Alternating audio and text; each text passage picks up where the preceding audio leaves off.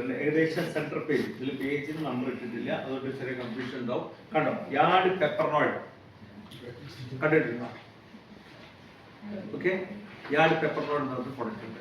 എന്താ യാർഡ് പെപ്പർനോയിഡ് എന്ന് പറഞ്ഞ പ്രൊഡക്റ്റിൽ അടങ്ങിയിരിക്കുന്ന പ്രധാനപ്പെട്ട രണ്ട് കാര്യങ്ങൾ, ഏറ്റവും പ്രധാനപ്പെട്ട 95% അടങ്ങിയിരിക്കുന്നത് എന്താ വെച്ചാൽ മഞ്ഞളിൽ നിന്ന് എടുക്കുന്ന എക്സ്ട്രാക്ട് ആയിട്ടുള്ള എന്താണ്, കുർക്കുമിന. അതോടൊപ്പം തന്നെ കുരുമുളകിന്റെ എക്സ്ട്രാക്ട് ആയിട്ടുള്ള എന്തുകൂടിയുണ്ട്, പെപ്പർനികം അല്ലെങ്കിൽ എന്താ പറയുക ബയോപ്പിൻ എന്ന് പറഞ്ഞ സാധനം കൂടി ഇതിൽ എന്ത് ചെയ്തിട്ടുണ്ട്, ആഡ് ചെയ്തിട്ടുണ്ട്. എന്താ ഈ മഞ്ഞളിൽ അടങ്ങിയിരിക്കുന്ന പ്രധാനപ്പെട്ട ഘടകമായിട്ടുള്ള കുർക്കുമിന്റെ പ്രത്യേകത എന്താ അറിയോ? മഞ്ഞളത്തെ ആക്റ്റീവ് ഇൻഗ്രീഡിയന്റ് ആണ് കുർക്കുമിൻ. ഇത് കണ്ടെത്തിയത് ആരാ അറിയോ? മഞ്ഞളത്തെ ഇങ്ങനെ ഒരു ഘടകമുണ്ട്, ആ ഘടകമാണ് അതിന്റെ ഏറ്റവും ആക്റ്റീവ് ഇൻഗ്രീഡിയന്റ് എന്ന് കണ്ടെത്തിയ ആരാ അറിയോ? അമേരിക്കയാണ് നമ്മൾ പറയുമെങ്കിലും അതിന്റെ ബേസിക്കല് ഇന്ത്യക്കാരനാണ്, കേരളക്കാരനാണ്, മലയാളിയാണ്. മരിച്ചുപോയി. അവിടെ കരുനാഗപ്പള്ളിയിലെ ഡോക്ടർ മുഹമ്മദ് മജീദ് എന്ന് പറയുന്ന വ്യക്തിയാണ് ഇത് മഞ്ഞളിന്റെ ആക്റ്റീവ് ഇൻഗ്രീഡിയന്റ് കണ്ടെത്തിയത്. ഞാൻ അദ്ദേഹത്തിന്റെ ഒരു ചെറിയൊരു കാര്യം പറയുമ്പോൾ നിങ്ങൾക്ക് ഇതിന്റെ പ്രൊഡക്റ്റിന്റെ വാല്യൂ ഒന്ന് മനസ്സിലാവും. എന്താ സംഭവം എന്ന് വെച്ചാൽ, ഇദ്ദേഹം ഏതാനും വർഷങ്ങൾക്ക് മുമ്പ്, ഒരു 50-55 വർഷങ്ങൾക്ക് മുമ്പ് തിരുവനന്തപുരം മെഡിക്കൽ കോളേജിൽ നിന്ന് ബി.ഫാം പാസ്സായ വ്യക്തിയാണ്. ബി.ഫാം എന്ന് പറഞ്ഞാൽ മനസ്സിലായല്ലോ, നമ്മൾ ഡി.ഫാം ഒക്കെ കഴിഞ്ഞിട്ട് ബി.ഫാം, മറ്റേ ഫാർമ കമ്പനികളിലൊക്കെ ജോലി കിട്ടുമെങ്കിൽ ബി.ഫാം ഡിഗ്രി. ആ ബി.ഫാം പാസ്സായിട്ട് ഇദ്ദേഹം ജോലി ആവശ്യവുമായിട്ട് എങ്ങോട്ട് പോയി? അമേരിക്കയിലേക്ക് പോയി. അമേരിക്കയിൽ പോയിട്ട് ഒരു പക്ഷേ നിങ്ങൾ കേട്ടിട്ടുണ്ടാവും, ഫൈസർ എന്ന് പറഞ്ഞൊരു കമ്പനി ഉണ്ട്. ഫൈസർ എന്ന് ഫാർമ കമ്പനിയാണ്. ആ ഫൈസറിൽ ജോലിക്കാരനായിട്ട് ചേർന്നു. ജോലിക്കാരനായിട്ട് ചേർന്നപ്പോഴാണ് അദ്ദേഹത്തിന് ഇന്ത്യൻ ബി.ഫാം അവിടെ വലിയ കാര്യപ്പെട്ട എന്തല്ല വിലയുള്ള സംഭവമല്ല എന്ന് മനസ്സിലായപ്പോൾ അദ്ദേഹം അവിടെ നിന്ന് എം.ഫാം എടുത്തു പഠനം ആവശ്യമായിട്ട്. അതോടൊപ്പം തന്നെ PhD എടുക്കാൻ തീരുമാനിച്ചു. PhD എന്ന് പറഞ്ഞാൽ മനസ്സിലായല്ലോ, ഡോക്ടറേറ്റ് എടുക്കണമെങ്കിൽ എന്ത് ചെയ്യണം? എന്തെങ്കിലും ഒരു സബ്ജക്റ്റിനെ സംബന്ധിച്ചിട്ട് പഠിക്കണം. ഡോക്ടർ മുഹമ്മദ് മജീദ് പഠനത്തിന് വേണ്ടിയിട്ട് തിരഞ്ഞെടുത്ത സബ്ജക്ട്, അദ്ദേഹം പഠിച്ചതൊക്കെ എന്താണ്, അലോപ്പതിയാണ്, ബി.ഫാം ആണ്, തിരുവനന്തപുരം മെഡിക്കൽ കോളേജിൽ നിന്നാണ് പഠനം കഴിഞ്ഞ് പുറത്തിറങ്ങിയത്. എങ്കിലും അദ്ദേഹം തിരഞ്ഞെടുത്ത സബ്ജക്ട് ഇന്ത്യൻ ഹെർബ്സ് ആണ്. ഹെർബ്സ് എന്ന് പറഞ്ഞാൽ മനസ്സിലായല്ലോ, ഇന്ത്യൻ ഹെർബ്സ് ആയിരുന്നു. ഈ സമയത്ത് ലോകാരോഗ്യ സംഘടന ഒരു റിപ്പോർട്ട് ഇറക്കാനുണ്ടായ കാരണം, നമ്മുടെ 45 വർഷം 50 വർഷങ്ങൾക്ക് മുന്നത്തെ കാര്യം ഞാൻ പറയുന്നത്. ഓക്കെ, അന്ന് ഈ ക്യാൻസർ എന്ന് പറയുന്നത്, ഇന്ന് ക്യാൻസർ എന്നുള്ള പേരിട്ടിട്ട് നമ്മൾ വിളിക്കുന്ന സംഭവമല്ല, അത് ലോകത്ത് നിന്ന് പലയിടത്തും എന്തായി റിപ്പോർട്ട് ചെയ്തു. പലർക്കും പല അസുഖം, ഇത് മനസ്സിലാവുന്നില്ല, എന്ത് ചികിത്സ എന്താവുന്നില്ല, ഫലിക്കുന്നില്ല. ആൾക്കാർ ചികിത്സ വരുന്നവർ പല പ്രയാസങ്ങൾ പെടുന്നു, അവരെന്തായി പോകുന്നു, മരണപ്പെട്ടു പോകുന്നു. അപ്പോൾ ഇതിനെ സംബന്ധിച്ച് പഠിക്കാൻ വേണ്ടിയിട്ട് WHO, വേൾഡ് ഹെൽത്ത് ഓർഗനൈസേഷൻ, ലോകാരോഗ്യ സംഘടന ഒരു കമ്മിറ്റിയെ നിയോഗിച്ചു. ആ കമ്മിറ്റി പല രാജ്യങ്ങളിലും പോയിട്ട് പഠിച്ചിട്ട് ഒരു റിപ്പോർട്ട് സബ്മിറ്റ് ചെയ്തു. റിപ്പോർട്ട് എന്താ അറിയുക? അതിൽ പ്രധാനപ്പെട്ട 2-3 നമുക്ക് ഇൻട്രസ്റ്റ് ആയിട്ടുള്ള കാര്യങ്ങൾ ഞാൻ പറയാം. അതിലൊന്ന് എന്താണെന്ന് വെച്ചാൽ, ഈ അസുഖം അന്ന് അതിനെന്ത് പേരില്ല, ക്യാൻസർ എന്നുള്ള പേരില്ല. ഈ അസുഖം ലോകത്തൊരു സ്ഥലങ്ങളിൽ മാത്രമല്ല, പല കൺട്രിയിലും എന്തുണ്ട്, ഈ അസുഖമുണ്ട്. എന്നാൽ രണ്ടാമത്തെ ഒരു കാര്യം പറയുന്നത് എന്താ വെച്ചാൽ, ഈ അസുഖം പിടിപെട്ട വ്യക്തികൾക്ക് അത് സ്പ്രെഡ് ചെയ്യാന്ന് പറഞ്ഞാൽ മനസ്സിലായല്ലോ, പകരുന്നത്. ഇപ്പൊ എവിടെയെങ്കിലും ഒന്ന് പിടിപെട്ട അത് പെട്ടെന്ന് സ്പ്രെഡ് ചെയ്ത്, സ്പ്രെഡിങ് റേഷ്യോ കുറവുള്ള രാജ്യങ്ങളിൽ ഒന്നാണ് ഇത്, ഇന്ത്യ. മനസ്സിലായല്ലോ, ക്യാൻസർ ഇന്നേ ദിവസം ഒരു യൂറോപ്പിന് പിടിപെട്ടു, ഇന്നേ ദിവസം, അതായത് ലങ്സിലാണെന്ന് വിചാരിച്ച് ലങ്സിൽ ക്യാൻസർ യൂറോപ്പിന് പിടിപെട്ടു, സെയിം ഡേറ്റിൽ ഇന്ത്യക്കാരന് പിടിപെട്ട യൂറോപ്പിന് പെട്ടെന്ന് എന്താവുന്നുണ്ട്, സ്പ്രെഡ് ചെയ്യുന്നുണ്ട്. ഇന്ത്യക്കാർക്ക് അത്ര പെട്ടെന്ന് സ്പ്രെഡ് ചെയ്യുന്നില്ല. WHO റിപ്പോർട്ടിൽ പറയുന്ന കാര്യമാണ്. ഓക്കെ, അതിന് കാരണമായിട്ട് പറഞ്ഞതാണ് ഏറ്റവും രസകരം. കാരണമായിട്ട് പറഞ്ഞത് എന്താ അറിയോ? ഇന്ത്യക്കാർ ഭക്ഷണം കഴിക്കുന്ന സമയത്ത് മോർ സ്പൈസസ് എന്ന് പറഞ്ഞാൽ മനസ്സിലായല്ലോ, മസാലകൾ നന്നായി ഉപയോഗിച്ചിട്ടാണ് നമ്മൾ ഭക്ഷണം കഴിക്കുന്നത്. യൂറോപ്യൻസ് അത്ര തന്നെ എന്ത് ഉപയോഗിക്കുന്നില്ല, സ്പൈസസ് ഉപയോഗിക്കുന്നില്ല.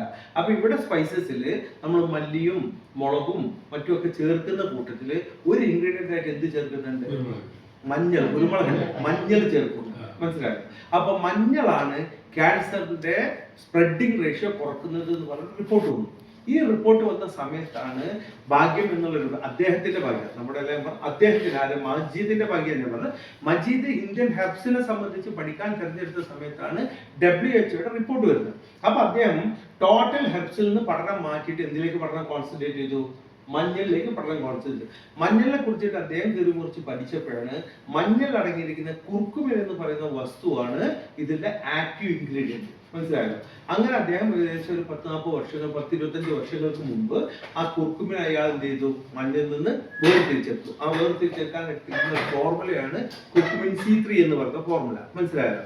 അങ്ങനെ അതിന് പാറ്റന്റ് എടുത്തു. ഒരു പക്ഷെ അന്നത്തെ പത്രങ്ങളിലെല്ലാം തന്നെ വന്നിട്ടുണ്ടായിരുന്നു മഞ്ഞളിന്റെ പാറ്റന്റ് ആരെടുത്തു? ഗാഡൻ സാർ നേരത്തെ പറഞ്ഞപ്പോൾ ആരെടുത്തു? അമേരിക്ക എടുത്തു. ശരിക്കും അമേരിക്ക അല്ല എടുക്കുന്നത് ആരാണ്?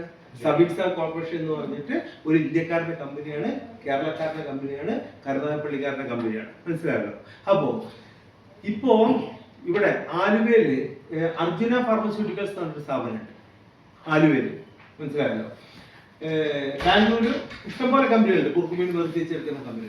ഏതെങ്കിലും കുർക്കുമിൻ എടുക്കുന്ന ഒരു കമ്പനിയിൽ നിങ്ങളൊന്ന് പോയാൽ നമുക്ക് അവിടെ നിന്ന് കാണാൻ പറ്റുന്ന എന്താ അറിയുമോ? ഒരു 1000 കിലോ മഞ്ഞൾ, നിങ്ങൾ അതിന് ജസ്റ്റ് ഇമാജിൻ ചെയ്യുക, 1000 കിലോ മഞ്ഞൾ കഴുകി വൃത്തിയാക്കി ഉണക്കി ഈ മെഷീനിലേക്ക് ഇട്ടാൽ ഏതാനും മണിക്കൂറുകൾക്ക് ശേഷം അതിൽ നിന്ന് കുർക്കുമിൻ വേർതിരിച്ചെടുത്തിട്ട് എന്ത് വരും? ഇങ്ങോട്ട് വരും.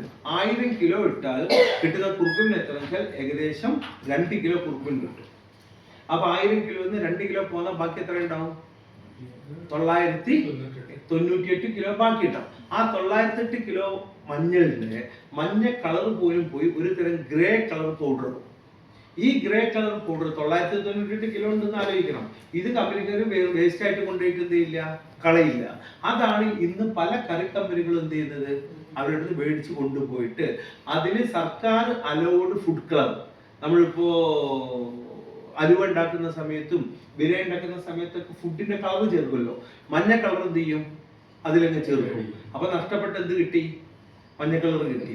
98% സാധനം തന്നെയാണ്, മഞ്ഞൾ തന്നെയാണ്. പക്ഷെ അതിന്റെ ആക്റ്റീവ് ഇൻഗ്രീഡിയന്റ് ആയിട്ടുള്ള സാധനം ഇതിലില്ല. ഇതല്ലാത്തത് കുർക്കുമിൻ. മനസ്സിലായല്ലോ? അങ്ങനെയുള്ള കുർക്കുമിൻ. അപ്പോ ഈ കുർക്കുമിൻ എന്നുള്ളത് ഇദ്ദേഹം കണ്ടെത്തുന്നത് എന്തിന് ഒരു ആശ്വാസം എന്നുള്ള രൂപത്തിലാണ്? ക്യാൻസറിന് ഒരു ആശ്വാസം എന്നുള്ള രൂപത്തിലാണ് കണ്ടെത്തുന്നത്. പക്ഷെ അത് വേർതിരിച്ചെടുത്ത് ഉപയോഗിക്കുന്ന സമയത്ത് ഇന്ന് നമ്മളെ സംബന്ധിച്ചിടത്തോളം ഒരു 126 അസുഖങ്ങൾക്ക് ഒരു മുൻകരുതൽ എന്നുള്ള രൂപത്തിൽ ഉപയോഗിക്കാൻ പറ്റുന്ന സാധനമാണ് ഇത് കുർക്കുമിൻ. ആ കുർക്കുമിന്റെ കൂട്ടത്തിൽ നമ്മൾ ചേർക്കുന്ന ഒരു സാധനമാണ് കുരുമുളകിൽ നിന്ന് എടുക്കുന്ന എക്സ്ട്രാക്ട് ആയിട്ടുള്ള എന്ത്? ബയോപുരൻ. എന്താ ബയോപുരന്റെ പ്രത്യേകത വെച്ചാൽ ബോഡി അബ്സർവേഷൻ പെട്ടെന്ന് കൂട്ടുന്ന സാധനമാണ് ഇത് കുരുമുളക്. ബോഡി ഒബ്സർവേഷൻ എന്നാണ് മനസ്സിലായല്ലോ. അപ്പൊ ഞാൻ പെട്ടെന്നൊരു മനസ്സിലാവുന്ന ഉദാഹരണം, വീട്ടിൽ 2 കുട്ടികളുണ്ടെന്ന് വിചാരിച്ച് 2 കുട്ടികൾക്ക് ബുൾസൈ ഉണ്ടാക്കി കൊടുക്കുക. ഒരു കുട്ടിക്ക് ബുൾസൈന്റെ മുകളിൽ എന്തുണ്ടാക്കി എന്തിട്ടു? കുരുമുളക് ഇട്ടു. മറ്റേ കുട്ടിക്ക് കുരുമുളക് ഇടാതെ കൊടുത്തു. സ്ഥിരമായിട്ട് കൊടുത്തു കഴിഞ്ഞാൽ കുരുമുളക് കിട്ടുന്ന കുട്ടിക്കാണ് ബോഡി എന്ത് ചെയ്യുന്നത്?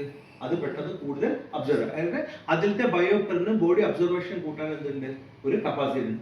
അപ്പോൾ മഞ്ഞളിൽ എടുക്കുന്ന ആക്റ്റീവ് ഇൻഗ്രീഡിയന്റ് ആയിട്ടുള്ള കുർക്കുമിൻ 95%, 5% ബയോപെറിനും കൂടി ചേർത്തിട്ടാണ് ഇത് വരുന്നത്, ഈ പെപ്പർനോഡ് എന്ന് പറഞ്ഞ പ്രൊഡക്റ്റ് വരുന്നത്. ഇത് നമ്മൾ ഉപയോഗിക്കേണ്ടത് ഭക്ഷണത്തിന് ശേഷം. മനസ്സിലായല്ലോ? നിങ്ങൾക്ക് നീർക്കെട്ടോ അല്ലെങ്കിൽ എന്തെങ്കിലും ഉള്ള രൂപത്തിലുള്ള പ്രയാസങ്ങളോ ഉള്ള വ്യക്തികൾ, നീർക്കെട്ട് മാത്രമല്ല, ഇത് ശരിക്കും തുടങ്ങിയത് എന്തിനു വേണ്ടിയിട്ടാ? ക്യാൻസറിന് വേണ്ടിയിട്ടാണ്. മനസ്സിലായല്ലോ? അതേപോലെയുള്ള വ്യക്തികൾക്ക് നമ്മൾ ഈ കുർക്കുമിൻ റെഗുലറായിട്ട് കൊടുക്കുന്ന സമയത്ത് എത്രയോ ടെസ്റ്റിമോണിയൽസ്, പ്രമേഹത്തിനാവട്ടെ ക്യാൻസറിനാവട്ടെ ഇങ്ങനെയുള്ള പല ബോഡി ഡിസോർഡറിനും വളരെ പെട്ടെന്ന് നമുക്ക് റിലീഫ് കിട്ടുന്ന രൂപത്തിലുള്ള പ്രൊഡക്റ്റാണ് ഇത് കുർക്കുമിൻ. ഈ പെപ്പർനോഡ് എന്ന് പറഞ്ഞ പ്രൊഡക്റ്റ് ഇത് നമുക്ക് മാത്രമല്ല കേട്ടോ, ഇഷ്ടംപോലെ കമ്പനികൾക്കുണ്ട്. എനിവേ പെപ്പർനോഡ് എന്ന് പറഞ്ഞ പ്രൊഡക്റ്റ്, ആ പെപ്പർനോഡ് കഴിക്കേണ്ടത് ഭക്ഷണത്തിന് ശേഷമാണ്. ഒരു നോർമൽ ഒരു വ്യക്തിക്ക് രാവിലെ ഒന്നും വൈകുന്നേരം ഒന്നുമാണ് കഴിക്കേണ്ടത്. അപ്പോൾ ആഫ്റ്റർ ഫുഡ്. ഓക്കെ. ഇനി അസുഖം കുറച്ച് പ്രയാസങ്ങൾ ബുദ്ധിമുട്ട് കൂടുതലുണ്ട്, കാലിലൊരു മുറിവുണ്ട്, അല്ലെങ്കിൽ നീരുണ്ട്, വല്ലാണ്ട് ക്രോണിക് ഡയബറ്റിക് പേഷ്യൻ്റ് ആണ്, അല്ലെങ്കിൽ അങ്ങനെയുള്ള പ്രയാസം അനുഭവിക്കുന്ന വ്യക്തിക്കാണെങ്കിൽ എത്ര കഴിക്കാം? രാവിലെ 2 എണ്ണം, രാത്രി 2 എണ്ണം. എപ്പോൾ? After food. മനസ്സിലാക്കണം?